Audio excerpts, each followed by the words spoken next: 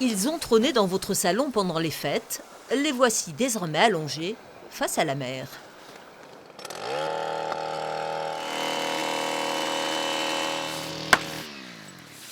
Là, en fait, on tire une ligne de piquet qui vont soutenir les sapins pour éviter qu'ils décollent avec le vent, quoi.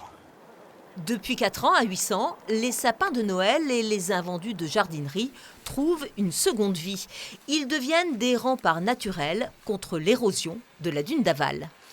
On voit le résultat tout de suite, c'est qu'il y a du sable qui s'est accumulé, donc le piège à sable a complètement fonctionné, puisqu'on voit qu'il y a une bonne partie des sapins qui a déjà disparu sous le sable, et donc il en reste encore un peu, mais globalement ils vont disparaître dans les mois qui viennent. Et chose intéressante, c'est qu'on voit qu'il y a de l'Oya qui pousse à travers le sable qui s'est accumulé. Donc l'Oya, en fait, c'est la plante qui fixe spontanément la dune, et sa caractéristique, c'est qu'il pousse avec un apport de sable frais qui vient de la plage.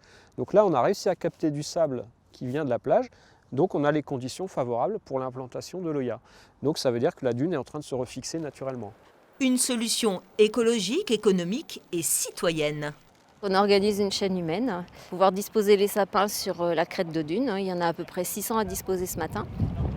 Donc j'ai demandé aux jardineries locales et puis il y a une collecte citoyenne qui s'est organisée dans le village aussi, dans les villages alentours.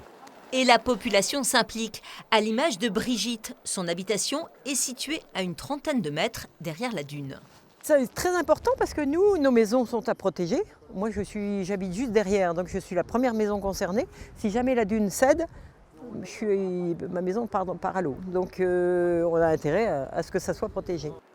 Même si les sapins ne sont qu'un infime élément dans la lutte contre l'érosion, à leur modeste échelle, ils ont permis à la dune d'Aval de continuer à jouer son rôle de bouclier face à la mer.